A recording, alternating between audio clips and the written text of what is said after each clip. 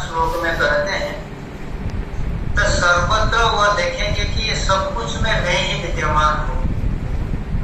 अर्थात यह जो मेरा वास्तव स्वरूप है वही सर्वत्र विद्यमान है, वही ब्रह्म है, वही सम है।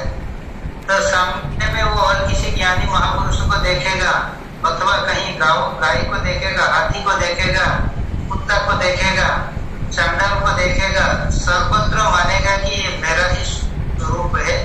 जैसे मिट्टी में नाना प्रकार की बर्तन बनाया गया तो किंतु आखिर सब मिट्टी ही है।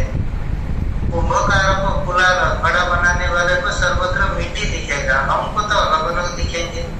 ये तो घड़ा बनाने वाले को मिट्टी ही दिखेगा। जैसे सोनार को सर्वत्र सोना ही दिखेगा, उसका ये गणेश जी का ये चूहा है, वो कंगन है, वो क्या माला है, वो सब नहीं दिखेगा, सोना है। इसी प्रकार के कभी वो थोड़ा राजसिक है, हाथी तामसिक है, और ये जो विद्या विनय संपन्न ब्राह्मण ज्ञानी है, जो सुनी अर्थात कुत्ता जिसको छूना भी नहीं है, सोपाक अर्थात चांडाल जो कुत्ता का मांस को भी पका करके खा लेते हैं। ये सब में ज्ञानी देखेगा कि वही एक ही परमात्मा सर्वत्र विद्यमान है। जिस प्रकार की ऐसी स्थिति होगी 19वां श्लोक में कहते हैं वो लोग पुनर्जन्म को जीत लिए, अर्थात उनको और पुनर्जन्म नहीं होगा। इस ब्रह्म में जिनका मन स्थिर हो गया वो लोग ये पुनर्जन्म को जीत लिए, अर्थात उनको आगे और जन्म नहीं होगा। तो उसी ब्रह्म में वो सर्वदा स्थिर हो गए। और उन लोगों का ये जीवन मुक्त अवस्था में जब वो जीने हैं तो उनकी कैसी दिखेगा व्यवहार। कहीं कुछ मिल गया तो खुश होना, ऐसा नहीं है, और कुछ हानि हो गई तो दुखी हो जाना, ऐसा नहीं है।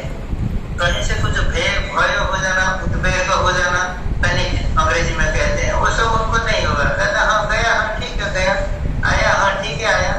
इस प्रकार की बुद्धि रहेगी, स्थिर बुद्धि, सर्वत्र ही एक ही परमात्मा विद्यमान है। और उनको आगे कभी अर्थात भ्रांति नहीं हो जाएगी कि मैं तो जीव हूँ, मेरी मृत्यु हो जाएगी, इस प्रकार की उनकी स्थिति नहीं होगी। और 21वां श्लोक में कहते हैं बाहर का ये विषय में और उतने सटे नहीं रहेंगे। देख सकते हैं बाहर में व्यवहार करते हैं किंतु इसमें सटे नहीं रहेंगे। कोई व्यक्ति सटा है कोई नहीं है, कैसे पता चलेगा? ये हानि लाभ में उनकी कैसी प्रतिक्रिया होती है। हानि हो गई तो दुखी नहीं हुआ तो जानेंगे उससे सटा नहीं था। ये ज्ञानियों की ऐसी स्थिति है। और फिर अपने स्वरूप में रहेंगे, शांत रहेंगे, आनंद में रहेंगे, अक्षय सुख को अनुभव करेंगे। सर्वदा ब्राह्मी स्थिति में ढल करके अक्षय सुख को अनुभव करेंगे।